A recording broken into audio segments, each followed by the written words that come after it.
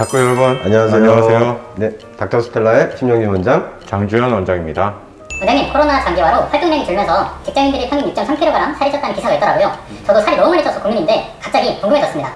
근데 얼마나 찌셨는데요? 한 4kg 정도 찐 것 같습니다. 평균 미만이네요. 그렇네요. 네. 질문을 드리자면 남자도 전신지방 흡입 수술이 가능한가요? 네, 물론 가능하죠. 요즘 남성분들도 몸매에 대한 관심이 이제 아주 많죠. 그래서 이제 최대한 많은 부위의 지방을 이제 제거하길 원하시는 분들이 늘고 있는 상황입니다. 그렇다면 전신지방 흡입에 포함되는 부위가 어디 있나요? 가장 많이 하는 데가 이제 복부, 그다음에 가슴. 가슴은 이제 물론 여유증을 포함하고 있는 거고요. 그 외에 뭐 치골이라든지 치골, 예. 엉덩이, 허벅지, 간혹 이제 팔뚝이라든지 예. 등살 뭐 이런 데 원하시는 분들. 간혹 이제 이중턱도 원하는 분들 계세요. 턱도 있죠. 예. 네. 그러면 수술할 때 당연히 지방은 최대한 많이 제거하는 게 좋겠죠? 물론 이제 피하 지방을 이제 최대한 제거하는 것을 많이들 원하시죠. 다른 부위와 이제 밸런스를 고려해서 남아있는 피부가 견딜 수 있는 정도를 생각해서 흡입을 하게 됩니다. 너무 많다고 좋은 건 아닙니다. 네. 예, 막 이렇게 살이 쭈글쭈글해지고 좀 흉터가 생길 수도 있고 문제가 발생할 수 있어요. 그러면 수술 후엔 전신 압박복을 꼭 착용해야 되나요? 지방흡입을 하고 나면은 붓기가 생겨요. 압박복은 필수적으로 필요합니다. 그래서 전신 같은 경우에는 우리 허벅지부터 전신 위에까지 이렇게 수영복 수트처럼 일체형 압박복이 있습니다. 추가적으로 압박이 필요한 부위는 이비밴드라고 해서 이렇게 붕대죠. 네. 붕대로 감아서 더 이제 추가적으로 견고한 압박을 하게 됩니다. 전신지방 흡입 후 관리는 어떻게 해야 하나요? 많은 양의 이제 지방을 흡입하고 나면 이제 관리 역시 아주 중요합니다.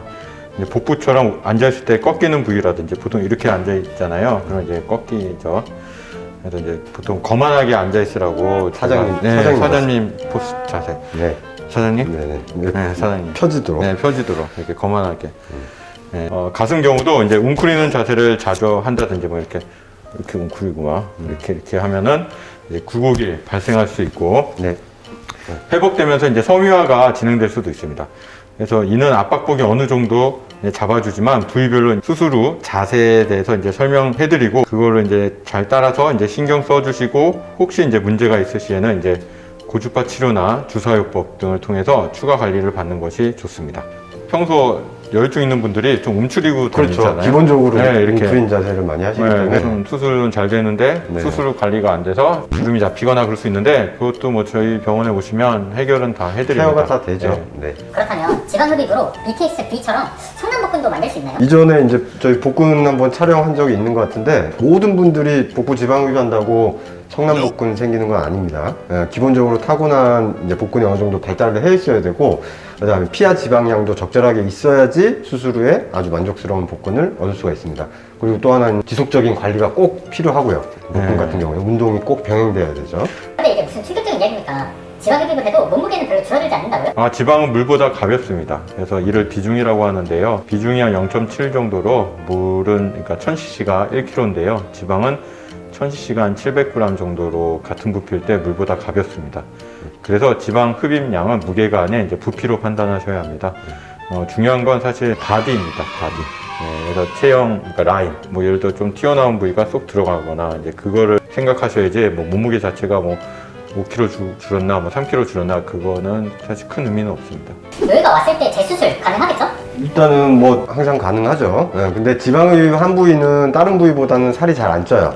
이거는 이제 지방흡입 하면서 지방 세포 자체가 줄었기 때문에 살이 잘 안 찌지만 체중 관리를 안 하게 되면은 그 부분도 다시 찔 수는 있고 특히 이제 풍선효과라고 해서 지방흡입 안 한 부위가 더 찌게 되는 그런 현상이 생길 수가 있기 때문에 그래서 수술 후에도 관리가 필수적으로 필요합니다. 만약 요요가 왔다면은 다시 이제 지방흡입을 시행할 수가 있는데 기본적으로 한번 건드려진 지방층은 유착이라고 해서 이제 조직들이 엉켜져 있는 현상이 발생할 수가 있고 그래서 출혈 가능성이 조금 더 높습니다. 그래서 처음에 지방흡입할 때 혹시 재수술할 가능성도 염두에 둬야 되기 때문에 세심하고 정교한 지방을 하게 되면은 다시 들어가더라도 그렇게 이제 출혈 가능성이라든지 그런 게 적어지게 되는 거겠죠. 원장님 덕분에 제 몸매도 희망을 찾았습니다. 오늘도 감사합니다. 네, 감사합니다. 감사합니다. 여러분.